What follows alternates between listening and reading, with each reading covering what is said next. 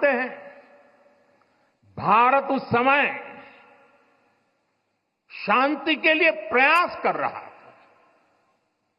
बदले में पाकिस्तान ने फिर एक बार अपना अविश्वासी चेहरा दिखाया। लेकिन सत्य के सामने असत्य और आतंकी हार हुई। पाकिस्तान को वार्न किया गया है इंडिया की तरफ से, और कारगिल मेमोरियल डे पर इंडिया के प्राइम मिनिस्टर नरेंद्र मोदी साहब ने स्पीच की है, और उस स्पीच में पाकिस्तान को उन्होंने बड़ी सख्त वार्निंग दी। इन्होंने उस वक्त लाइन ऑफ कंट्रोल क्रॉस की जब दुश्मन वहां पर मौजूद ही नहीं था, और इनका ख्याल ये था कि जून से पहले जो है उसको दुश्मन को पता ही नहीं चलेगा कि हम यहाँ पर आकर बैठ गए।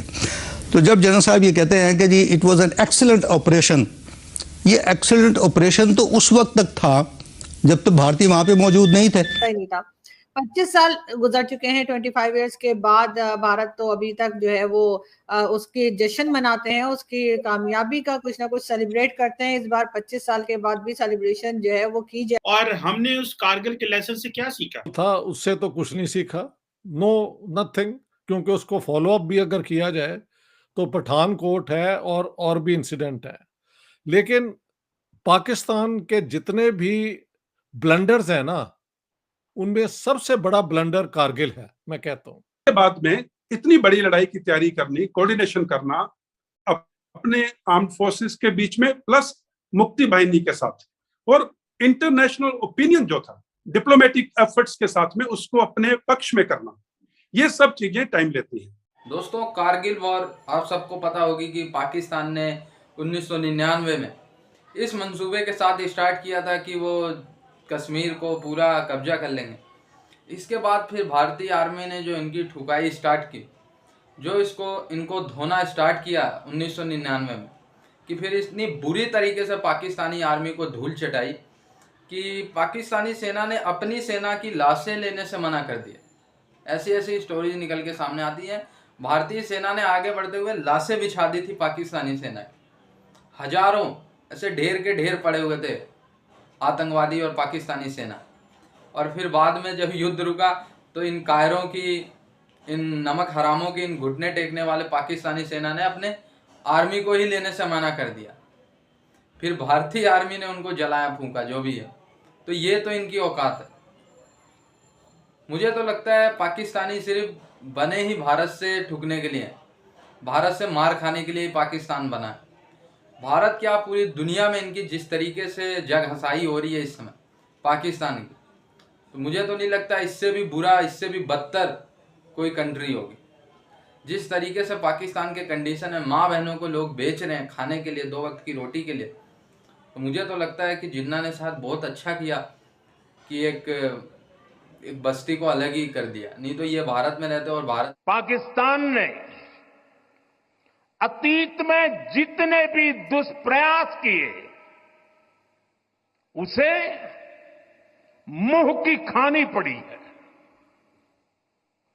लेकिन पाकिस्तान ने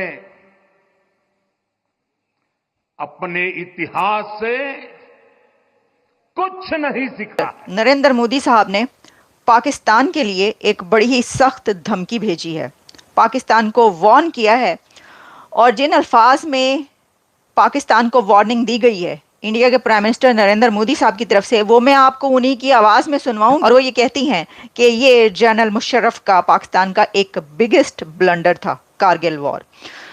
भारत इस दिन अपनी जीत मनाता है, और जो उसने विक्ट्री हासिल की इस जंग में, उसके ऊपर वो दिन मनाते हुए मोदी साहब ने जो कहा है, उनका कहना ये था कि Pakistan has failed in all it's nefarious attempts in the past, लेकिन पाकिस्तान ने तारीख से सबक हासिल नहीं किया। मोदी साहब का कहना था कि पाकिस्तान ने हिस्ट्री से कोई लेसन लर्न नहीं किया, और अभी तक वही हरकतें जारी हैं। उन्होंने एक तरीके से ये कह दिया है कि अब करके दिखाओ। मोदी साहब की जो स्पीच का जो क्रक्स मुझे पता चला है वो ये है कि उन्होंने कहा कि हुन करके दिखाओ, अब करके दिखाओ, अब बताते हैं तुम्हें। और साथ में उनका कहना था कि Pakistan has not learn anything from its history, it is trying to keep itself relevant with the help of terrorism and proxy war. और फिर उन्होंने कहा कि today I am speaking from a space from a place where the masters of terror can hear my voice directly. I want to tell these patrons of terrorism that their nefarious intentions will never succeed. Our soldiers will crush terrorism with full force and enemy will be given a, आप सोच सकते हैं ठीक है जो उन्होंने कहा कि दुश्मन को जो है वो मुंह तोड़ जवाब दिया जाएगा। उन्होंने कहा कि पाकिस्तान को बार बार मुंह की खानी पड़ी। कर्नल जनरल ने क्या कहा है, उन किताबों में ये बात कही जाती है कि ये जनरल मुशर्रफ ने जो कदम उठाया था और जो बिगेस्ट ब्लंडर किया था तारीख का, उसने बहुत नुकसान पहुंचाया है पाकिस्तान को। और कहा जाता है कि जितनी जंगें की हैं उसमें सब की सब भारत ने बड़ी एक शिकस्त फाश दी है और बड़ा नुकसान उठाना पड़ा है। लेकिन यहाँ तक कहा गया, अभी आपको बताऊंगी, यहाँ तक कहा गया कि 71 में जितना नुकसान हुआ था उससे भी ज़्यादा जाने इस कारगिल वॉर में गई हैं। सरपरस्तों को कहना चाहता हूं कि उनके नापाक मंसूबे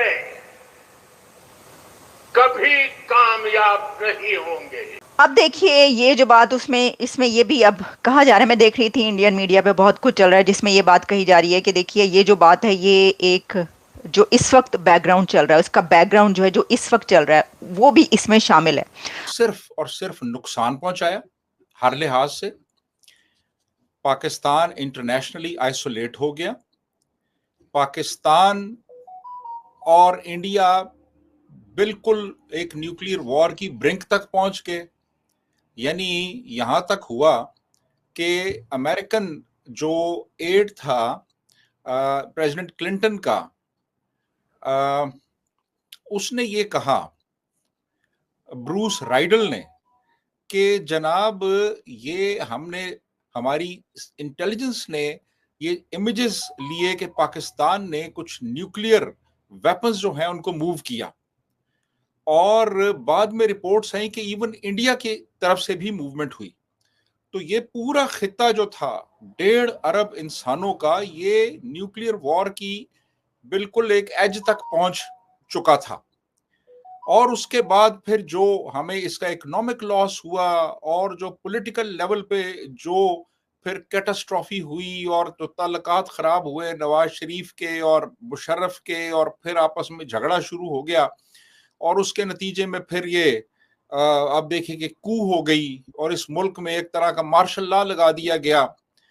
और हमने अपने फौजियों को वहां पे उनकी लाशों को एक्सेप्ट करने से इनकार कर दिया कि जी हमारे तो फौजी ही नहीं है। ये जो डीमोरलाइजेशन हुई हमारी फौज के अंदर कि आपने उनको अंदर घुसाया और फिर उनको आपने उनके हाल पे छोड़ दिया। और यानी इंटरनेशनल लेवल पे जो हजीमत उठानी पड़ी, यानी बाकायदा तौर पे प्रेसिडेंट क्लिंटन ने नवाज शरीफ को डांटा कि ये क्या किया है आप लोगों ने।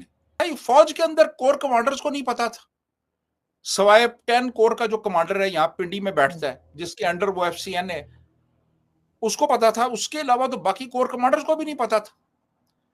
और उसका नतीजा क्या निकला फिर, यानी बाद में इल्जाम लगाता रहा नवाज शरीफ के ऊपर कि जी नवाज शरीफ को तो बताया था। नवाज शरीफ को यार क्या बताया था तुमने? नवाज शरीफ, और मैं जाती तौर पे समझता हूं कि हमारे जो पॉलिटिकल लीडरशिप है ना, उसको भी ज्यादा एनलाइटेंड होना चाहिए फौजी ऑपरेशंस के बारे में, और ज्यादा प्रोएक्टिवली इनसे पूछना चाहिए कि ये आप क्या कर रहे हैं, ये आप हमें बताएं, एक्सप्लेन करें, इसकी जस्टिफिकेशन दें। अब वहां पे बेचारा वो नवाज शरीफ, वो पता नहीं उसको क्या इन्होंने बताया और उसने क्या पूछा। या कम से कम एडवाइजर्स होने चाहिए, मिलिट्री एडवाइजर्स होने चाहिए प्राइम मिनिस्टर के, यानी जो सर्विंग फौजी ना हो, क्योंकि सर्विंग फौजी तो फिर उनकी कमांड में आ जाता है ना, वो तो सही बात नहीं करेगा। वो इनको पूरा ब्रीफ करें लेकिन इनको नवाज शरीफ को एतमाद में ही नहीं लिया गया। इवन जनरल अजीज जो है